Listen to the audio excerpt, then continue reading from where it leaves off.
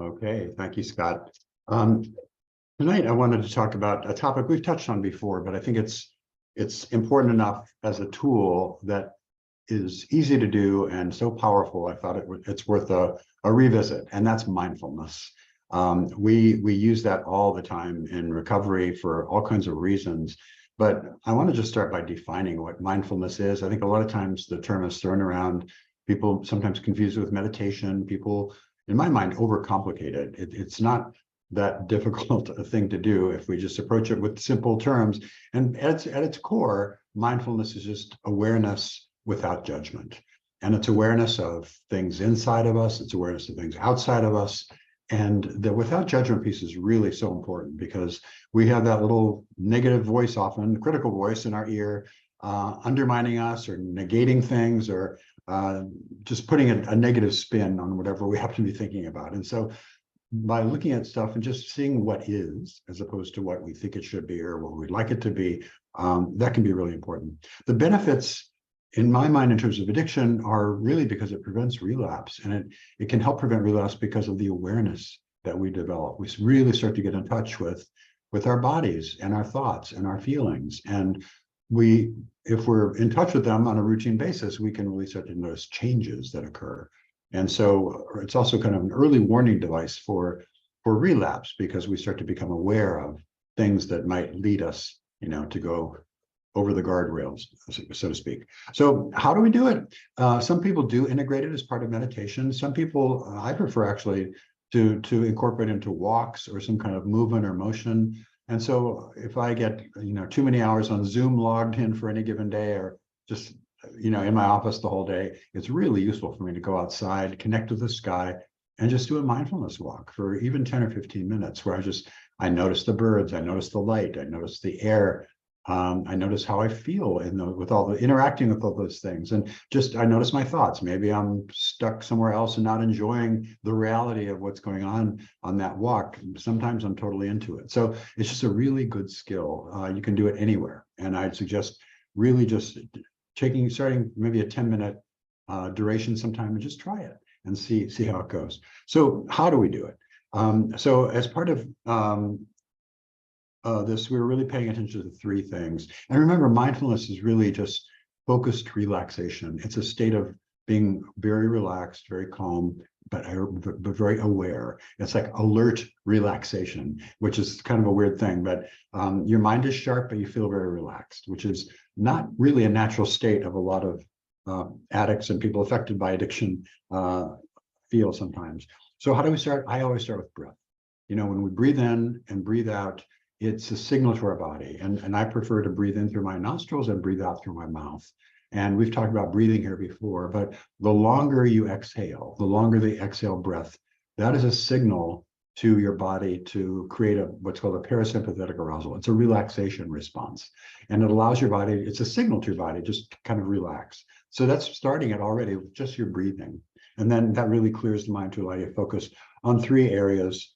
And by the way, you will be distracted. That's normal. People think, oh, I'm doing something wrong. No, almost the whole point is to let that kind of monkey mind, as they say in some meditation circles, let it burn off and then be where you're at. And if it comes back, and again, no judgment, just say, well, there it is again. Gently bring yourself back to center and to your focus. And that becomes second nature after a while. So three things we're looking for. One is sensations. And that may be tingling, pulsing, a focused pain. All these things are really important. Addicts generally tend to live from the neck up, meaning we're really out of touch with our bodies. And correlating an emotion up here with where it is in the body is extremely important for a couple of reasons. One, it's just we get familiar with emotions and what they mean. Second, that is really important in any kind of trauma work you do down the road, because trauma work always involves not just the cognitive part, the brain part, the thinking part, but the feelings as well. We know from trauma work that feelings are embedded in our wiring. So those kinds of things are important. The opposite is true, though, too, in terms of sensations. If you're not noticing anything, it's really important to ask, am I even in my body? Am I feeling anything? And at that point, you may be dissociated. Dissociated is like disconnected, right? And this is a state that every sex and porn addict goes into when they're in fantasy, and often then in their bubble somewhere, they're really disconnected from their feelings and sometimes even rational thought. And so we can be disconnected or dissociated. We can be triggered by old trauma, perhaps, a thought, a feeling, or the reason I'm talking about this in sensations, a sensation. Oftentimes, sensations, butterflies in my stomach, tightness in my chest, tightness in my throat. Those are all really important factors that go into identifying where we're at. And there's an old, I think, wonderful Gestalt therapy technique where, say I have a tightness in my chest, the therapist might say, well, give your chest a voice. What would it say? And a little bit of a leap of the imagination is required, but it's often very useful to kind of figure out what is going on within the body. So sensations is one. Emotions is another thing we want to pay attention to. So things like any kind of feeling, and addicts are notoriously bad at identifying and naming and feeling feelings and knowing what to do with them. So even the basics, fear, loneliness, sadness, and then it expands out, right, into other kinds of things, resentments and anxiety. And you can fill out a whole list of kind of feelings, but really experiencing them, naming them, first of all, figuring out what they are. And that may take some help in the beginning, and then experiencing them, feel them, remembering that emotions are just signals. They're like temporary signals to let us know something about the state, so we can react to it accordingly. And then we let them go. What happens with a lot of addiction is we never get to the letting go part. We stuff the feelings and we kind of collect them. And over time, feelings are not meant to be retained. They can kind of turn sour and really become quite toxic after a while if we don't learn how to release them. In fact, a good bit of recovery in the early phases, at least, I think, is about learning feelings and releasing them, because we have a whole boatload of feelings caught up in there. The final thing is thoughts, and really allow the brain to fire its distractions, as I said, that monkey mind thing, gently bring it back, and just become aware of your thoughts. Again, with no judgment. What you don't want to do, and this is where cravings and triggers can come up, right? You don't want to attach to them and have them pull you into a rabbit hole somewhere. Just notice the craving, notice the thought, and let it pass. And that's the final thing I want to say here, connecting this to addiction. When we're dealing with triggers and cravings, we need to be aware of them, first of all. And aware of them as they are little green shoots, right? Little beginner cravings that are small and still manageable. They do grow. And the thing about cravings is that they hit a peak. They're like a wave. They hit a peak and they will recede. The problem is on the up climb there, when it's getting more and more intense, it feels almost unbearable not to give in and go with the craving. If we can just ride it out, it will go away. And this is where awareness and mindfulness is so important. If we just pay attention to the craving and do a subtle shift in our thinking, instead of saying, I wish this craving would go away, just remind yourself you have the knowledge that it will go away, it will recede. And that's just a subtle shift in approach, but it's really important, because otherwise we're fighting and we get into a power struggle with the craving. And if we just kind of not give it oxygen, it will come and it will go. Meantime, we are responsible for making calls, doing other things, reaching out, doing all the things we need to do as recovering addicts to get ourselves back on track. But I think this practice, when you're feeling good, will really pay off when you're not feeling so great, when you're having some triggers and cravings. And this mindfulness practice, if you do it on a daily basis, even for a few minutes, as I said, will really pay off big time. And it's going to help you not only in your future therapy work, but it's going to help you in your day-to-day resistance of cravings and triggers. And with that, I think I'll stop. Thank you. Thank you, David. Hi, everybody. Type your questions into the Q&A. We'll get to as many as we can today. I got a couple before we start. I know this quote from Pat Carnes, but I think it came from someone before Pat, but sanity is a commitment to reality at all costs, or sobriety is a commitment to reality at all costs. Can you relate mindfulness to that statement and how it helps us sort of? Right. And, as mindfulness really, as we said, is that awareness of reality, right? Without the distraction, without the judgment. And I think how most addicts spend their days, at least what I did when I was active, is not in reality at all. I was not reality based. I was off in my fantasy or somewhere down the road in the future, or rehashing stuff from years ago in the past. And all that really kept me disconnected and kind of dissociated from my own feelings. And then the reality, I think, was so painful. And after a while, I was aware of it. I was aware that I'm not really dealing with stuff. And my strategy, and I think the strategy of many addicts, was to avoid dealing with the issue and just kind of kick it down the road until eventually I felt, when I got into recovery finally, when I had to, there was this huge mountain of stuff that seemed overwhelming almost. But that was also my reality. And that was the first big test for the words that you just mentioned, Scott, because it's so easy when we are confronted by the wreckage of the past, the harm we've done to other people, the harm we've done to ourselves, the consequences, be they legal, financial, emotional, relational.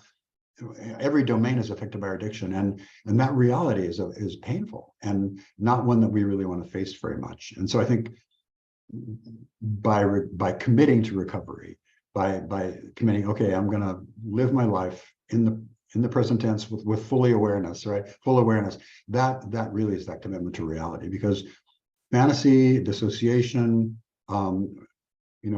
living in the past or future, all of those things really represent an escape, or a diversion, I should say is a better word, from reality. And so I think sobriety means dealing with stuff as it comes up and improving over time, at least in my experience, the experience of people I work with, improving over time our ability to deal with stuff. In the beginning, I think we'd have a lot of skills, but we have help, right? We don't have to do this by ourselves. So I think, mindfulness is really in itself, the practice of mindfulness is that commitment to reality, I think, that we so need in recovery. Yeah, and my other question I had was, I was going to ask you to relate mindfulness to the 12 steps, but you kind of did that already without actually mentioning the steps. Step 4 is our searching and fearless moral inventory, and then we identify our character defects and start working on them, and then we make amends for the harms we've caused. That, to me, that's very much, steps 4 through 9 is very much a mindfulness exercise, or a reality-based exercise. Do you also see steps 10 and 11 as falling into this category? And if so, how? And oh yeah, in fact, and I would include the first couple of steps too, right? The ability to identify really, truly, in those brief teachable moments when the fog lifts, to see that we really are powerless over this, and that's kind of a reality check too. Now, I think at that point we're still kind of so jittery. I don't know if I'd call it mindfulness or just awareness, but definitely starting with 4, it starts to be very active. And then those last 3 steps are also what's sometimes called the maintenance steps. That's really important, because step 10 is really having the ability to be mindful of the day, or whatever period of time we're talking about. Usually it's a day, of how we did. What did I do not so well? What could I do better? Do I need to make any amends? That kind of stuff. And that requires kind of a mindful awareness of the 3 things we talked about: the sensations in our bodies, right. The feelings and thoughts of everything around us. So absolutely. Yeah, when I do my step 10, one of the things, I do it at the end of the day, but I also do it as needed. And usually the as needed starts with, what am I feeling in my body? Because my body talks to me really loudly sometimes and tells me what I'm feeling. Talks to all of us if we listen. Yeah. So it kind of starts with that, and then I can do a deeper dive into what have I done? Do I need to make amends? Things like that. Interesting topic. Let's jump into the Q&A, because we've got a couple really good ones already. Type some more questions in for us.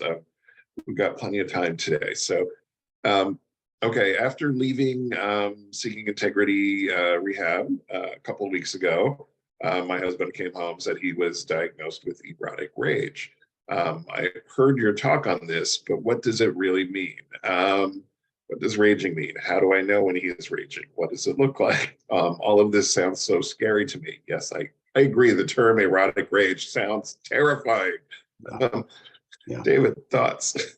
Yeah, so just to explain it again, we call it eroticized rage, and yeah, it sounds really scary, and it's not a great thing, but it's quite common. So it can include all kinds of things from, what people think the kind of the physical or rough kinds of interactions and stuff. But more often, what we see as eroticized rage is different aggressive instincts that spill out or we find their way in different interactions. And it can be verbal, it can be behavioral, it can be just how we treat people. It can be passive aggressive too, by the way. Eroticized rage can take the form of, well, I'll have an affair with somebody, and it's a bad example because I don't want to blame the partner, but from the addict's point of view, I'm having an affair with this person because I'm so angry with my spouse, but I can't say that or do it, but I, in a passive aggressive way, express it in this other way. So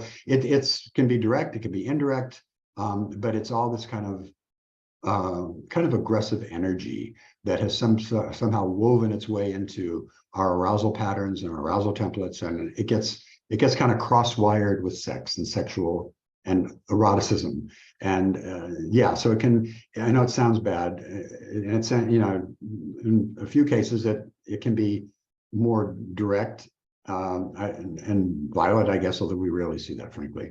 But it's more often it's just real anger, repressed rage, sometimes misdirected, by the way.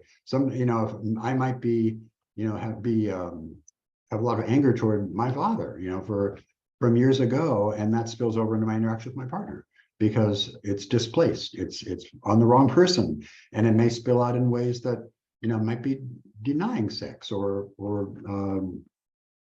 being passive aggressive in other ways. So it takes all kinds of forms.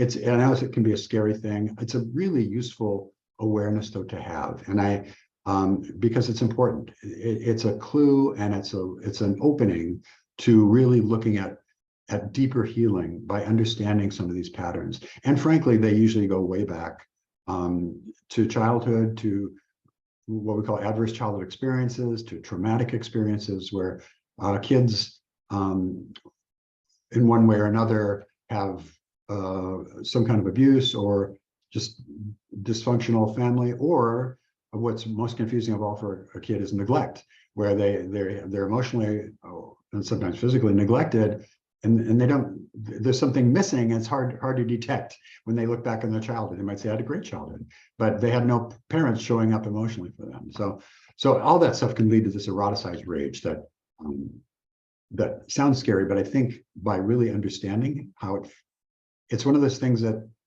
is often hard to see directly. We kind of see it reflected in behavior, and we figure it out. Oh, that's what that is, kind of lurking in the shadows there. Once we can name it, identify it, you can do a lot of great work in therapy with it. It can be the key to unlocking a lot of stuff and a lot of healing. Yeah. You mentioned passive aggressive in there, and without focusing on eroticized rage, can you explain a little bit about what passive aggressive is? Because I think a lot of times people are really confused. We hear the term a lot, but people don't always recognize what it means and what it looks like and how it manifests. Can you talk a little about that? Yeah, that would be great for clarification. So we talk about three styles of communication. And the good one, right, the one that we want, is assertive communication, meaning if I have a need, or if I have a feeling, or if I have a thought, I can convey that to my partner or my friend, my sponsor, whoever, directly, assertively, using assertion, but without getting heavy-handed, or without getting indirect, or without and sometimes, a lot of addicts think I don't really have a right to have this feeling or this need. And so that it comes out kind of half-baked in a way. But assertive communication is being really direct and upfront and out there. So it's very clear. The other two kinds of communication, which are not so ideal, on the one side is aggressive communication, right? So you make your point, but you do it loudly, with heightened, feelings, anger, sometimes, and just really it comes off as inappropriate sometimes. And frankly, it's counterproductive, because when somebody speaks in an aggressive manner, usually the person either gets defensive or kind of tunes them out. So that's one way. The third thing, and that's what Scott asked me to talk about, is passive aggressive. So passive aggressive is kind of that aggressive style, but with a twist. It's aggressive in terms of not being clear, kind of being, there's an angry tone to it, but instead of being direct, instead of being in somebody's face with it, we're indirect. And that's where the passive part comes from. So if I'm really angry at Scott, but I'm a passive aggressive person, I would have a lot of trouble telling that to Scott's face, where we could actually do something about it, have a conversation, clear it up. Instead, I might just go to other mutual friends of ours and try to, besmirch Scott's reputation or say what a jerk he is about this or that, or undermine him, right? It can also be harm to property. I've seen, people scratch cars and let the air out of tires and that kind of just petty stuff that's really annoying for people. But it's any kind of indirect yet aggressive kind of behavior about somebody, and the problems with it are clear, right? You're not being direct, you're not expressing your needs in a clear way, and you're just basically causing a lot more problems with that behavior than you're solving. Yeah, I always think about it. Going behind the back is very passive aggressive. Eye rolls and sighs, or agreeing with you without agreeing, but I'm not agreeing with you, that thing. Backhanded compliments. Oh, that looks so pretty. It's almost as nice as, so and so, it's like, it's the not quite it's a critical compliment, there are so many ways it's the silent F you, basically. Right. I'm saying F you without saying it. And I'm saying it. And maybe saying with a smile, which is all these messages. Yeah. Yeah. And it can also be in this, I think if somebody has low ego strength, if I can agree with Scott about some opinion he has to his face, say, oh yeah, that's right. And then, badmouth him or totally disagree with somebody else. We're not in direct contact. So it's unfair on everybody around the person because they're not getting a straight story and you can't really go anywhere. How do you, if I'm assertive in my problem with Scott, we can talk about it. If I'm passive aggressive, it kind of never comes unless Scott just hears about it and gets enraged. Nothing ever gets resolved with passive aggressive communication. That's right. It just doesn't work. I mean, at least aggressive communication, I can address it. It's aggressive. When feelings are out there, where you stand. Yeah.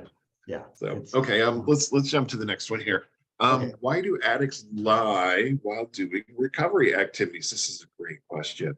My sex addict husband was still doing inner circle activities. This is red circle bottom line behaviors, all while he was doing 90 meetings in 90 days and working with his therapist and sponsor for the last 2 years. He lied to everyone. Why do addicts do this, David? I don't know. I kind of do know, but it's very frustrating because as a therapist, I've had clients, after a year say, I haven't been upfront with you at all. There's all this other stuff, wasting money, time, all that. So why do addicts lie? I think we've talked about this to some extent before. I think addicts in general, now speaking, have a lot of shame, have a lot of beliefs about themselves, feeling that if you really knew what I was thinking or attracted to or have done, you'd abandon me, you'd run away from me, you wouldn't love me anymore. And so that this core kind of reflexive, automatic lying, and you'll hear addicts say it kind of spilled out of my mouth without even thinking about it. It becomes second nature. And a lot of this is diversion, a lot of this is denial, and it's a really old behavior. And a lot of my experience, that pattern, or the potential for it at least, the roots are down long before an addiction becomes active. And it usually has childhood, for example, if I have some shame about something I've done, or if it's dangerous to have a feeling, I might, have a different response around, say, an alcoholic father. So we learn these lessons early on. So why do they persist? They persist, I think, because of that shame, because of habit. It's a well-known phenomenon that addicts unfortunately probably continue to lie for a while in recovery. We've talked about that in this webinar, where, with the every intention of being having integrity and having honesty, but just somehow it's kind of stupid stuff, and often it's lying about stupid stuff. We've talked about the case of the guy that didn't take out the garbage can and said he did, and his wife saw him. It's a stupid thing, but he did it. Now, this question though is a little bit more disturbing to me, because this is not just lying about stuff. This is actually not doing stuff, right? So actively involved in therapy in the 90-90, but not being honest, not having integrity. The kind of lying that I think can be somewhat expected in recovery are these kind of automatic response, reactive lies that kind of spill out when confronted or on the spot, right? This is over a long period of time, not doing what you're saying. That's just plain old, dishonesty in a way, in a way that's prolonged and more troublesome to me for some reason. I just, when we're lying about all the recovery activities we're doing and working and just not being honest, what does that do? Unfortunately, it keeps the addict locked up in that mindset. No real healing can occur without that total honesty. And that's the bottom line with lying, is that we really need to be able to come clean, be honest, share what's on our mind, and in all circumstances, let it go, right? Change, grow, do something different, learn new behaviors. But to me, it's unfortunate because this person's just really locking that behavior in place. And I somehow put that in a different category than the automatic lies that kind of spill out for some months in early recovery. But man, lying to everybody, that's a hard thing to say. Scott, what's your reaction to that? Oh, I'm just thinking about myself. Because I did this. I absolutely did this. And exactly as described here, I was going through the motions. I was checking the boxes. I had no intention of changing my behavior. The only thing I wanted to change was I wanted my consequences to go away. And I thought if I checked all the boxes, my consequences would go away. They didn't, by the way. And I thought, other people would think I had it together and I could do it better now. I could do it without getting caught. And I did that for a couple of years. I've got to be honest. And this one says this has been going on for 2 years. I did it for about 2 years. I needed to crash and burn a second time before I was willing to realize, okay, the problem is me and my addiction. The problem is not whether I can keep this secret or not. It's the fact that I'm doing this stuff at all. I'm destroying myself. I'm violating my values. I had to crash and burn twice. Some people only have to crash and burn once. I needed twice. I was going to have to ask you. I was going to ask you kind of what, after that period of time, what was it that helped you change? I guess just hitting that bottom, right? It was another hard crash and burn.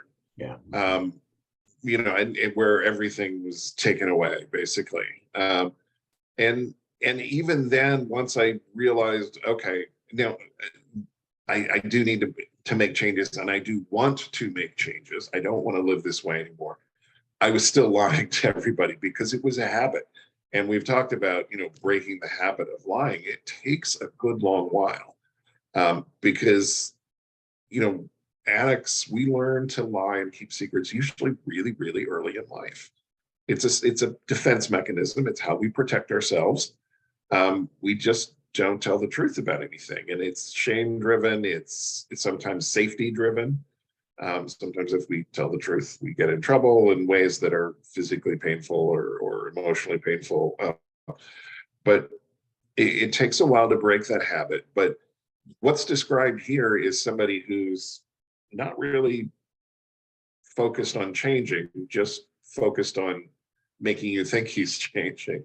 And David, you mentioned this is more disturbing. Of course, it's more disturbing because the intent is to deceive here. The habitual lying, when it comes out, it's habitual lying. I'm not even intending to deceive 99% of the time.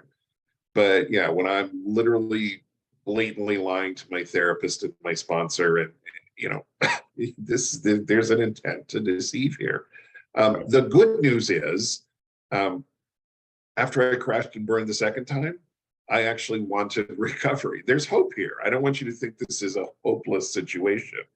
Um, it sounds like a painful situation, but it's not hopeless. Sometimes we wake up, and we're the one who has to make the decision. I got shoved into recovery the first time.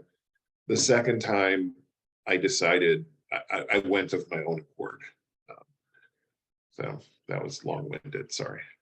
No, that was great, because I think what I was hoping, you hit it. This is not a hopeless situation, right? This is not unusual, actually, but it does carry on, and it's up to that person to, for whatever it takes, to hit that bottom and reassess. So yeah, and I can tell you that the first day of recovery that was my choice is my sobriety day. 20, almost next week it'll be 21 years. When I went into recovery, for me, it stuck. When I went into recovery to manipulate you, it didn't stick. Interesting. Not surprising either. No, not at all. Please explain a sex addict's acting out and validation / adoration. So now that he's in the program, he has focused on me for a lot of validation. It's like a 3-year-old, whenever he's denied, a long list of aggressive, volatile behaviors and manipulations are unleashed. So I think this questioner accurately recognizes that a lot of what we're seeking as we act out is validation, adoration. We want to feel wanted and worthy. And then when we stop acting out, that can shift onto the partner. Can you talk a little bit about that, and maybe address the second half, what happens when that validation isn't forthcoming? Yeah, and what I love about this question is that they really accurately kind of place an age on this, that this need for validation goes way back. And it's oftentimes, when we have to see this behavior in adults, it's been a long struggle to get validation forever, really. And we talked earlier tonight about some of these core beliefs of not feeling like I'm enough, or lovable, or worthy, or if you really knew what I was thinking, you'd leave me or abandon me. So a lot of these negative core beliefs color our world, and so we're outsourcing to the outside world information that we're okay.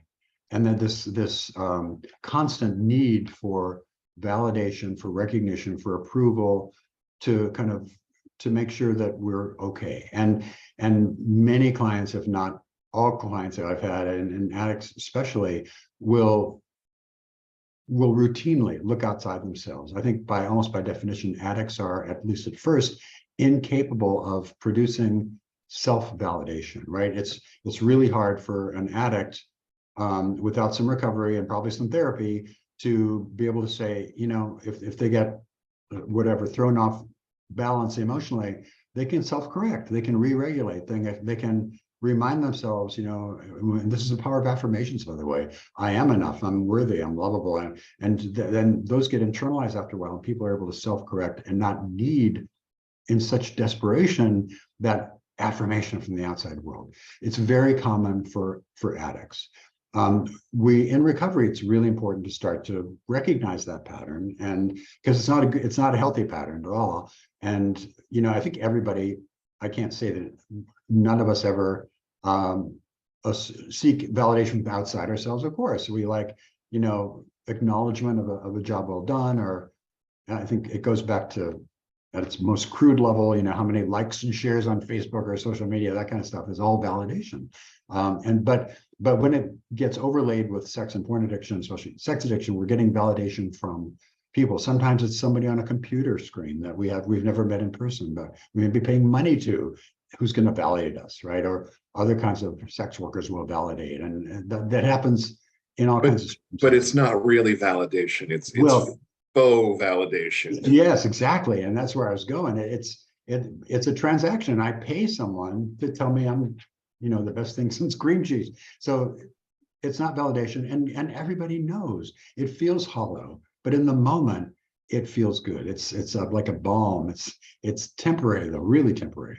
And so it's a problematic behavior, and in recovery, it's really important to, yeah, I get validation maybe from my sponsor or my therapist and my spouse and friends, but ultimately I have to know and be able to produce it inside. And it sounds like this person hasn't done that yet. And the 3-year-old thing is just, it strikes me so accurate, because a lot of these feelings are really old. And when we don't get validated, to the second half of this question, we throw a tantrum, right? We have a hissy fit, and that's kind of what it feels like when it happens. The problem is, if you're a spouse of somebody with aggressive, volatile, manipulative behavior, that's no fun, right? And that's an unhealthy relationship right there. And so it's really incumbent on the addict to correct this, start working on this. This is a beautiful topic for therapy, to see what are the sources of my validation. What do I believe about myself that I can't generate it internally? All those kind of questions are really important and necessary probably for recovery. But what I would suggest to this partner is boundaries. Remember, boundaries are to help us, to protect us. And so if you determine that, for your own emotional safety, you are not going to put up with aggressive behavior or manipulation or volatile behaviors, none of which are acceptable. And so that might be a boundary to talk about and create. But this is I don't want to say this is a unique thing. It's common, but it doesn't make it any less troublesome when we don't make that correction in recovery and start generating it from inside. Yeah, and I'll just add for the addicts on this call today, don't expect attaboys and validation from your betrayed partner just because you're telling the truth today. It's going to be a while before you earn that. If you need a pat on the back, call your sponsor, right. Hang out with your fellows in recovery who are also staying sober, and build some self-esteem. And that the way to build self-esteem is to behave in esteemable ways, which means I'm honest, I'm of service, I think about others. It's not all about, my actions and my values actually match, integrity. This integrity, seeking integrity, I've learned which hand to point that with. Very good. It feels like it should be this with my screen. Anyway, whatever. TMI about how our backgrounds work. The backstory here, the troubles we have. Yeah. The other thing I want to add for addicts, particularly male addicts, is get some male friends. For crying out loud, get some men in your life who can validate you. This is the one thing that's missing for men in our society in general, addicted or not. We're taught to be a lone wolf. We rarely open up, and this is a real disservice. And because of that, we look to our partner to meet all of our emotional needs. And I'm sorry, that is just asking a little too much for one person to meet all of our emotional needs. So get some actual male friends if you're a guy. I don't care if you're gay or straight, get some male friends. I'm always struck, Scott, when I hear the guys at Seeking Integrity talk about kind of the biggest surprise of the treatment experience for them was making male friendships. They're really close, and those guys know each other better than probably anybody on earth, except maybe their spouse. Right. Even not them, because sometimes better. Yeah. Yeah, no, exactly, because we encourage people to be vulnerable, and there's trust has to develop, and people open up, and they open up to other men, which is a really unique experience for a lot of guys. And I agree with you; it's such an essential one to be able to have those male friendships. They're very reinforcing and very healthy, and it's something that we don't do, and that's a shame. Yeah. I'm going to skip ahead because this is a follow-up.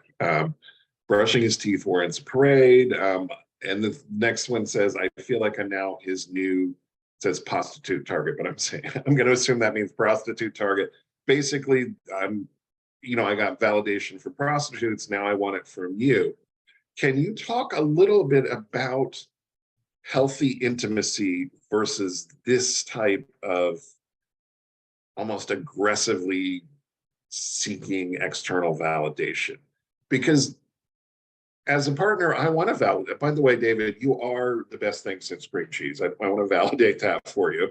So I've never heard that phrase before, but I love it, and I love green cheese. So there we go. My years in New York, I think. Yeah. But in a healthy relationship, we do validate each other. But I think it's because we want to, not because we're being manipulated into it. But can you talk a little about that? Right. It's really important distinction, because in a healthy relationship where there's healthy intimacy, people do validate each other organically. It happens. And by the way, they're honest in everything. They may be critical as well, right? To say, gee, I think you could use some work in this area or that area, or I didn't like this response. And so we can be proactive in both positive and negative feedback, but always with respect, always with a genuine an authentic kind of approach. What happens, I think, when it goes off the rails here in these other situations, it's quite manipulative. It's deceitful sometimes. It's intentional, and it feels just a little too contrived and too manipulative. And I think that's what people react to. It just is trying to pull it out of somebody. When we talk about healthy intimacy, I used the words when we were talking about male friendships a few seconds ago, vulnerability and trust. Vulnerability means I can be authentic and open and real and say what's on my mind, say what's in my heart, say what I'm disturbed by, say what I like, all those things to my partner, right? And there's trust that I can say it and the relationship isn't going to end at that moment, that we can absorb stuff, we can have different opinions, we can work it out. There's some faith in the strength of the relationship.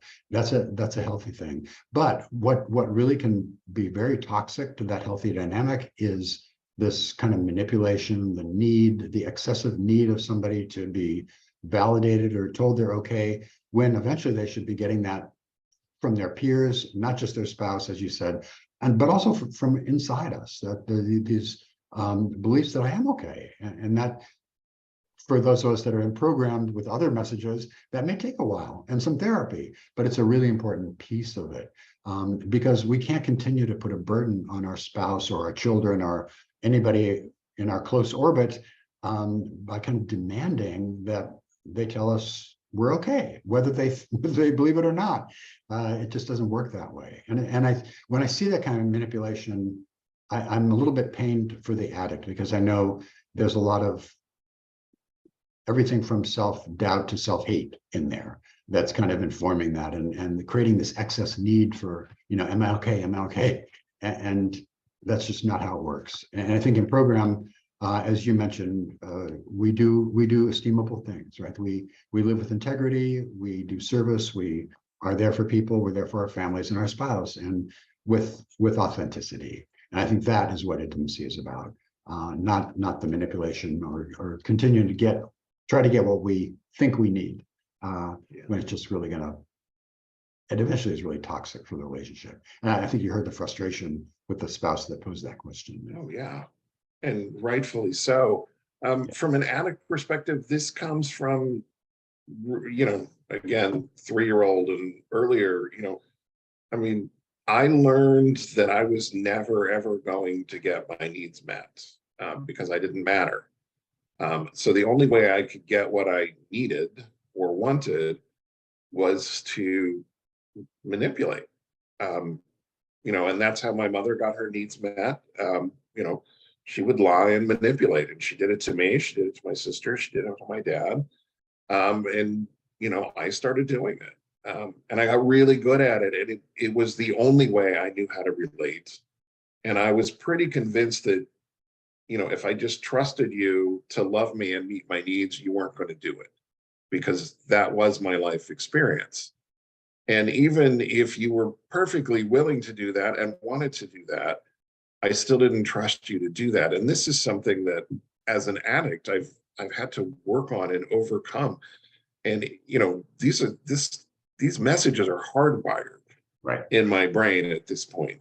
I am unworthy, I am unlovable. If you see the real me, you will run screaming from the room. You won't be able to get away from me fast enough.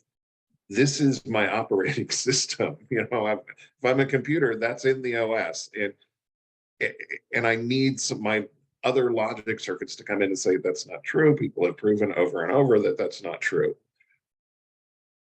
But it's still my first thought. And, and this is why, even today, I will catch myself trying to manipulate somebody into, giving me some validation. Even today, 20 plus years sober, I still catch myself doing this. And I want to just say, Scott, because that's so important what you just said, because these are hardwired. They're in our brain. And there's a school of therapy called radical acceptance and a way of being. But I like their approach to this, which is that the old approach used to be, I think, let's get rid of these, let's change these into something new and positive. And my experience, and I think your experience, and I think the way that the human brain works, honestly, is that these are never going to really totally go away. But in recovery now, I have the understanding that I have a plan B, and I don't have to give power to that anymore. It pops up almost like instinct. And I just ignore it and go on to what I need to do, right? The healing, the correct, healthy way.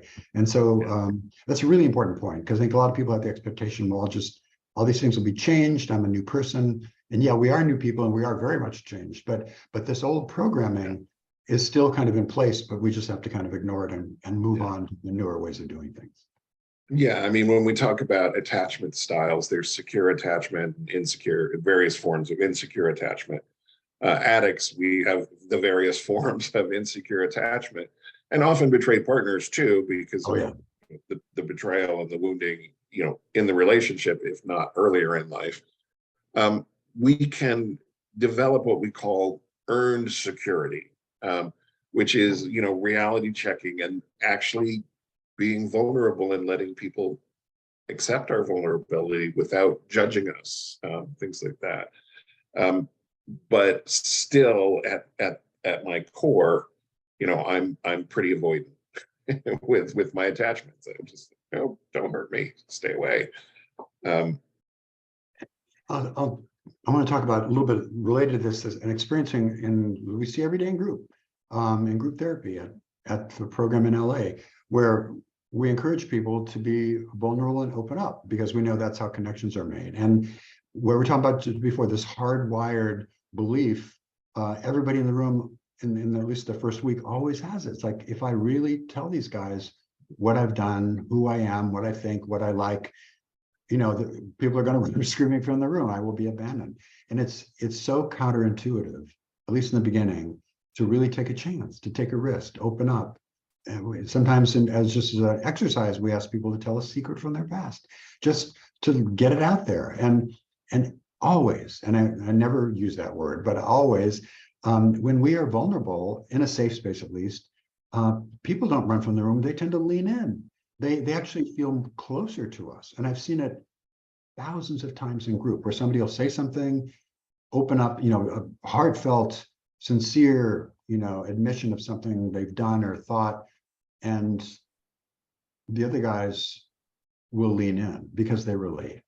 And I think when we are truly vulnerable, we become more relatable. Sometimes we have this kind of polished shell that there's nothing to grab onto for anybody else. So I just encourage people to, it's this kind of go to plan B, right? Don't stop thinking, oh, if I really tell them, and everybody comes into LA program saying, I have these secrets I'm going to take to the grave, right? Yeah. And those are the ones we really try to have them say quickly, and leave them behind, leave them with us. Yeah. Because that'll kill you in the long run. We're only as sick as our secrets. Totally. Exactly. Yeah. Exactly. Okay. This is another follow-up question, but it goes back to the eroticized rage question. My husband also said that he cowers. How does this relate to erotic rage? Interesting. So when I read that question, my first thought was this, and not so much, I have to see if there's a connection to eroticized rage in my head, but when I see cowers, we talk about this with our clients and with the spouses sometimes. A lot of people who become addicts, as we've said numerous times, have sometimes dysfunctional childhoods. And and I'll give you my own example. I grew up in a house with an alcoholic father, periodic. He didn't drink all the time, but when he drank, he became really drunk and he raged and he yelled. And as a small boy, I would cower, I would freeze, and I couldn't find the words. I couldn't do anything because I was literally in shock. I was kind of dissociated in that. And that became another hardwired pattern for me. So, fast forward decades, if I'm around somebody who is, and it rarely happens, thank God anymore, but is in my face yelling, or even with a high voice raise, especially if it's a man, I I drop into my 5-year-old reaction. And the reason I'm pointing this out is I hear from clients all the time when they go home from treatment or they're getting into recovery, they go home and sometimes their spouse will yell at them. And understandably, I'm not judging that, but the reaction is what I'm talking about. So oftentimes these guys have had the same experience I did with somebody who yelled and raged in their past, and they have that same reaction. They go into kind of a dissociative shock. They can't find words. They don't know what to say. They're stammering. They're like deer in the headlights, and that usually just pushes the partner even to get even more escalated because they're not getting any kind of thing, any feedback, even no reaction. And so it's a bad cycle. So I always ask people to take a break. If somebody's in shock like that and reactive, you have to disconnect. There's no way to talk yourself out of it. You really have to disconnect, go away for 10 minutes, make a call, do a mindfulness walk, breathe, whatever, and then come back and finish it. And then you have to come back. The key is that, because I think our partners have been abandoned so many times by unfinished conversations that doesn't work anymore. So you have to come back. But when I read the word coward, that's what I was thinking of. It's a reactive response. Now, I'm So not fight, saying fight, connection. fight, flees, fight, flight, freeze response. Exactly. So there's fight and flight, and there's freeze and appease. Yeah. That's what they're calling the other one now, and that's true. But I'm not getting a connection to eroticized rage. Do you see a connection? No, I don't either. Although maybe with context, Yeah, I'm there not would, doubting it. but I can't see the connection. yeah, I do want to point out, David, you used the word periodic. Your father was a periodic drinker. To me, periodic / inconsistent / whatever is its own special form of hell. It is its own special form of trauma, because never knowing what's waiting for you, Exactly. the stress and the anxiety. I mean, I'm a stressed, anxious person, and it comes from my childhood. And I react to inconsistency.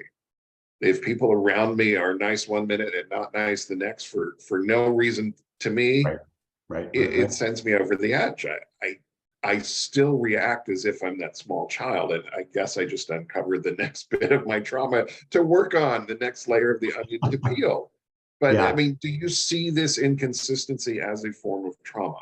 Oh God, yeah. And again, in my own example, I never knew what I was walking into when I came home, or if my father came home, I never knew what mood he was into. So consequently, my sister and we'd never invited friends. Nobody ever told us not to, but I never had people at my house because I never knew what it was going to be. And I became hyper vigilant, meaning I was just always on edge, waiting for the next, shoe to drop, waiting for something to come out of the blue at me. And so, walls went up and I disconnected basically and dropped into my own fantasy world at that point. But yeah, I think it's when you don't know what to expect, when there's in another context, there's a neurologist called Robert Sapolsky who talks about maybe is one of the hardest things for a human being to deal with, right? Maybe he'll be drunk today, maybe he won't. Just we don't know what to do with that, and we can't ever kind of relax in that state. So yeah, it's a big problem. It's almost easier, and I really shouldn't say that because no, it's not easier to know what you're going to get abuse every day. But I take it back. Sorry about that. But yeah, I think most people don't think of that periodicity as a problem, and sure is. Yeah, I mean, having to come home and just pause at the back door and take a deep breath and let it out because I didn't know who was inside. And, like the build up to that, it was horrible. It was as if the abuse was always, because it stayed there. I knew it was there. I just didn't know when it was there. Right. So yeah. Anyway, thank you for answering that question. I don't think we've ever really talked about that on this webinar, and I'm No, going I to have to don't either. explore it within myself. We are out of time. We are out of questions. So it's a good time to cut it off for the week. You're here next week, and then you head off to Europe. Is that correct? Yes, here next Okay. week. I'll be gone for 2 Wednesdays and back. Okay, so David and I will both be here next week, and then I think the next 2 weeks I'll be joined by Tammy, and then David will be back. So thank you everybody for coming. Thank you for your great questions, and we will see you in 7 days. Okay, thanks, Scott. Good night, everybody.